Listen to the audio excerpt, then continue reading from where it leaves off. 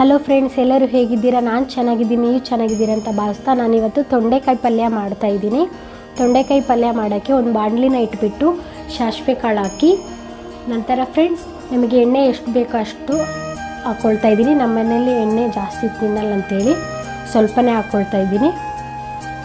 ನಿಮಗೆ ಎಷ್ಟು ಬೇಕೋ ಮನೇಲಿ ಎಲ್ಲರ ಮನೇಲೂ ಒಂದೊಂದು ಥರ, ಅದಕ್ಕೆ ನಮ್ಮ ಮನೇಲಿ ಜಾಸ್ತಿ ತಿನ್ನಲ್ಲ ಅಂತ ಹೇಳ್ಬಿಟ್ಟು ಸ್ವಲ್ಪನೇ ಹಾಕ್ಕೊಳ್ತಾಯಿದ್ದೀನಿ. ನಂತರ ಫ್ರೆಂಡ್ಸ್ ಕರಿಬೇವಿನ ಸೊಪ್ಪು ಹಾಕ್ಕೊಳ್ತಾಯಿದ್ದೀನಿ. ಕರಿಬೇವಿನ ಸೊಪ್ಪು ಹಾಕ್ಕೊಂಡ್ಮೇಲೆ ಸ್ವಲ್ಪ ಕಡಲೆಬೇಳೆ,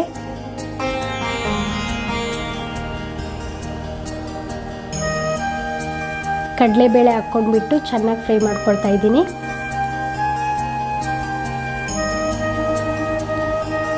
ನಿಮಗೆ ಎಣ್ಣೆ ಜಾಸ್ತಿ ಕಾಣಿಸ್ತಿರ್ಬೋದು, ನಾನು ಹಾಕ್ಕೊಂಡಿರೋದು ಸ್ವಲ್ಪ.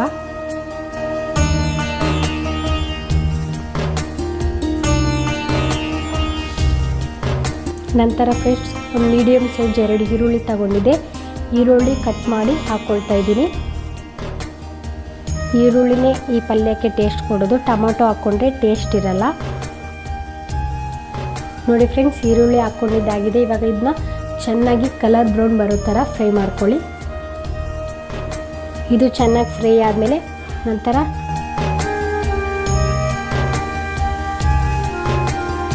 ತೊಂಡೆಕಾಯಿ ಹಾಕ್ಕೊಳ್ಳೋಣಂತೆ. ಇದು ಚೆನ್ನಾಗಿ ಫ್ರೈ ಆಗಬೇಕು ಫ್ರೆಂಡ್ಸ್. ನಾನು ಇದ್ದೇ ಮೊದಲೇ ಸರಿ ಟ್ರೈ ಮಾಡ್ತಾ ಇರೋದು. ಮುಂಚೆ ಎಲ್ಲ ನಮ್ಮ ಅತ್ತೆ ಮಾಡ್ತಾಯಿದ್ರು, ನೀರೊಂದು ಸರಿ ಮಾಡು ಅಂತ ಹೇಳಿದ್ದಕ್ಕೆ ಇದೇ ಮೊದಲೇ ಸರಿ ಟ್ರೈ ಮಾಡ್ತಾ ಇರೋದು. ತೊಂಡೆಕಾಯಿ ಪಲ್ಯ ಚಪಾತಿಗೆ, ಅನ್ನಕ್ಕೆ, ಬಿಸಿ ಬಿಸಿ ಅನ್ನಕ್ಕೆ ಮತ್ತು ಚಪಾತಿಗೆ, ರೊಟ್ಟಿಗೆ ಚೆನ್ನಾಗಿರುತ್ತೆ. ಸೈಡಿಸ್ಗೆ ಚೆನ್ನಾಗಿರುತ್ತೆ. ಮದುವೆಯಲ್ಲೆಲ್ಲ ಇದನ್ನು ಸೈಡಿಸಿಗೆ ಮಾಡ್ತಾರೆ. ನಾನಿವತ್ತು ರಾತ್ರಿ ಮಾಡಿರೋ ರೊಟ್ಟಿ ಇತ್ತು, ಅದಕ್ಕಂತೇಳಿ ಮಾಡ್ತಾ ಇರೋದು. ಇದು ನೋಡಿ ಫ್ರೆಂಡ್ಸ್, ಕಲರ್ ಬ್ರೌನ್ ಬಂದಿದೆ ಇವಾಗ ಆಲ್ರೆಡಿ. ಇವಾಗ ಒಣಗಿರೋ ಮೆಣಸಿನ್ಕಾಯಿ ಹಾಕ್ಕೊಳ್ತಾ ಇದ್ದೀನಿ. ಒಣಗಿರೋ ಮೆಣಸಿನ್ಕಾಯಿ ಹಾಕ್ಕೊಂಡು ಚೆನ್ನಾಗಿ ಫ್ರೈ ಮಾಡ್ಕೊಳ್ಳೋಣ.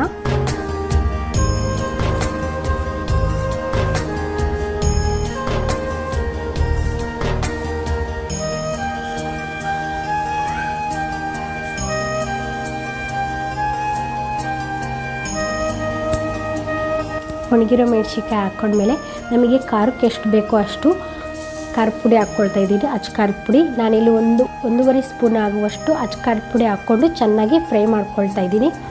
ಮನೆಯಲ್ಲೇ ಮಾಡಿರೋ ಅಚ್ಚ ಖಾರದ ಪುಡಿ ಫ್ರೆಂಡ್ಸ್, ಅಂಗಡಿಯಲ್ಲೆಲ್ಲ ತರೋಲ್ಲ ನಾವು, ಮನೆಯಲ್ಲೇ ಮಾಡೋದು. ಮಸಾಲ ಆಗಲಿ ಖಾರದ ಪುಡಿ ಆಗಲಿ ಎಲ್ಲ ಮನೆಯಲ್ಲೇ ಮಾಡೋದು. ಅದಕ್ಕೆ ಅಂತೇಳಿ ಮನೇಲಿ ಮಾಡಿರೋ ಅಚ್ಚ ಖಾರದ ಪುಡಿ ಹಾಕ್ಕೊಳ್ತಾ ಇದ್ದೀನಿ. ನೋಡಿ ಫ್ರೆಂಡ್ಸ್, ಕಲರ್ ಮಾತ್ರ ಸಖತ್ತಾಗಿದೆ ಖಾರದ ಪುಡಿದು. ಇದೆಲ್ಲ ಫ್ರೈ ಆದಮೇಲೆ ತೊಂಡೆಕಾಯಿ ಹಾಕ್ಕೊಳ್ತಾ ಇದ್ದೀನಿ.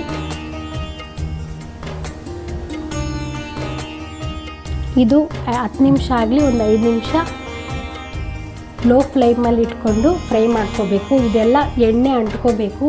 ಎಣ್ಣೆ, ಖಾರದ ಪುಡಿ, ಉಪ್ಪು ಎಲ್ಲ ಅಂಟ್ಕೊಳ್ಳೋ ಥರ ಚೆನ್ನಾಗಿ ಫ್ರೈ ಮಾಡ್ಕೋಬೇಕು.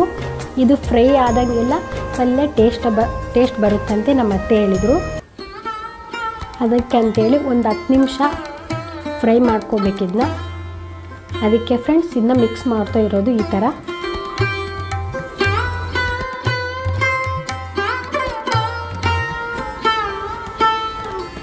ಒಂದು 5 ನಿಮಿಷ ಮುಚ್ಚೋಣ. ನೋಡಿ ಫ್ರೆಂಡ್ಸ್, ಈ ಥರ ಬಂದಿದೆ ಪಲ್ಯ.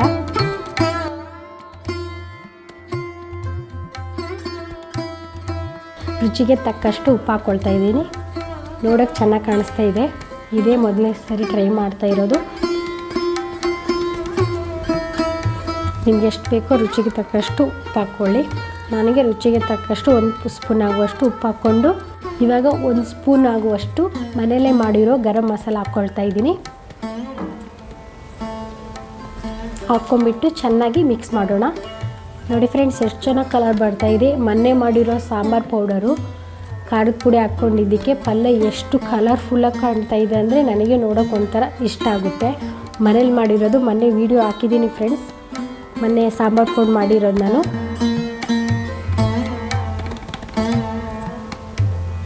ನೋಡಿ ಫ್ರೆಂಡ್ಸ್, ಈ ಥರ ಬಂದಿದೆ ತೊಂಡೆಕಾಯಿ ಪಲ್ಯ ರೆಡಿ. ಇದಕ್ಕೆ ಸ್ವಲ್ಪ ಮೇಲೆ ಕೊತ್ತಂಬರಿ ಸೊಪ್ಪು ಉದುರಿಸ್ಕೊಂಡು ನಂತರ ತುರಿದಿರೋ ಕೊಬ್ಬರಿ ಹಾಕ್ಕೊಳ್ತಾ ಇದ್ದೀನಿ. ಕೊಬ್ಬರಿ ಹಾಕ್ಕೊಂಡ್ರೆ ಟೇಸ್ಟ್ ಮಾತ್ರ ಸಖತ್ತಾಗಿರುತ್ತೆ. ಅದಕ್ಕೆ ತುರಿದಿರೋ ಸ್ವಲ್ಪ ಕೊಬ್ಬರಿನ ಹಾಕ್ಕೊಳ್ತಾ ಇದ್ದೀನಿ. ನೋಡಿ ಫ್ರೆಂಡ್ಸ್, ಹಾಕ್ಕೊಂಡು ಚೆನ್ನಾಗಿ ಮಿಕ್ಸ್ ಮಾಡೋಣ.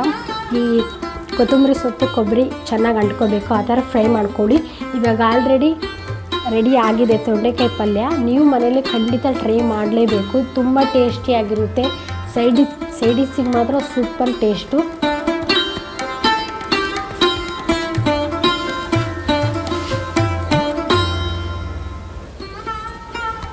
ನೋಡಿ ಫ್ರೆಂಡ್ಸ್, ತೊಂಡೆಕಾಯಿ ಪಲ್ಯ ರೆಡಿ ಆಗಿದೆ.